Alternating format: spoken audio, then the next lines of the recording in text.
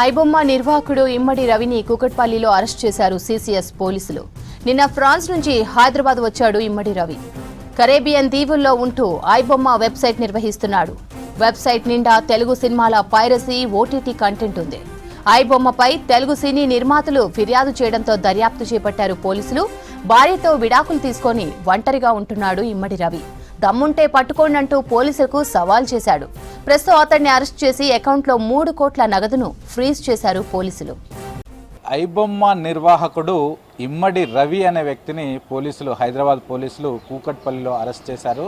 So గత కొన్నేళ్లుగా పోలీసులకు దొరకకుండా ఇటు సినిమాలు పైరసీ చేస్తూ, అలాగే కొన్ని డిజిటల్ ఓటీటీలకు సంబంధించిన సినిమాలు, వెబ్ సిరీస్లు కూడా పైరసీ చేస్తూ ఐబొమ్మ అనే వెబ్సైట్ ద్వారా ఆన్లైన్లో పెడుతున్న ఈ వ్యక్తిని పోలీసులు పట్టుకోవడానికి చాలా ట్రై చేశారు. సో గతంలో ఇతర వెబ్సైట్లకు సంబంధించి అంటే పైరసీలు చేసి వెబ్సైట్లో అప్లోడ్ చేస్తున్నటువంటి వాళ్ళని పట్టుకున్నప్పుడు ఐబొమ్మ నిర్వాహకుడిని కూడా పట్టుకుంటామని పోలీసులు చెప్పినప్పుడు పోలీసులకే ఛాలెంజ్ విసిరాడు. సో మీకు దమ్ముంటే నన్ను పట్టుకోండి, ఇఫ్ యూ క్యాన్ క్యాచ్ మీ అంటూ కూడా పోలీసులకే సవాలు విసురుతూ దాంట్లో కొన్ని వాళ్ళ వెబ్సైట్లోనే చాలా వరకు పోస్టులు కూడా పెట్టారు. సో ఆ తర్వాత వివిధ వెబ్సైట్ల వాళ్ళని పట్టుకున్నారు. సో పైరసీ వాళ్ళని పట్టుకున్నారు. సో ఇతను ఎక్కడి నుంచి ఆపరేట్ చేస్తున్నాడనే విషయంలో పోలీసులు ఎన్ని రోజుల పాటు సెర్చ్ చేశారు. సో దీనిలో భాగంగా అతడు కరీబియన్ దీవుల్లో ఉంటూ ఈ ఐబొమ్మ అనే వెబ్సైట్ని నడిపిస్తున్నాడు అంటూ కూడా గుర్తించారు. సో అక్కడికి వెళ్ళలేరు, కానీ అక్కడి నుంచి అతడు ఫ్రాన్స్కి వెళ్ళాడు. ఫ్రాన్స్ నుంచి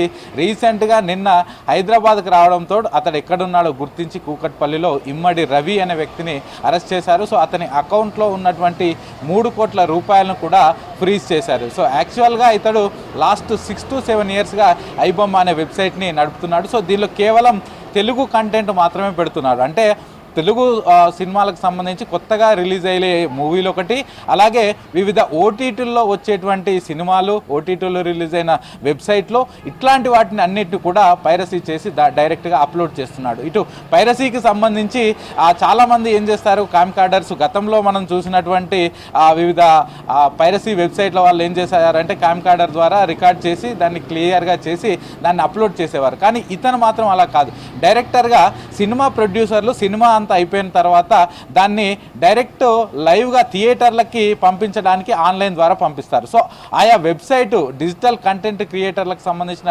వెబ్సైటర్నే ఇతను హ్యాక్ చేసి దానిలో నుంచి క్లియర్ క్వాలిటీతో ఉన్నటువంటి పూర్తి సినిమాను పూర్తిగా దాన్ని హ్యాక్ చేసి అందులో నుంచి పూర్తి సినిమాను తీసేసుకొని ఐబొమ్మ వెబ్సైట్లో అప్లోడ్ చేసేవాడు.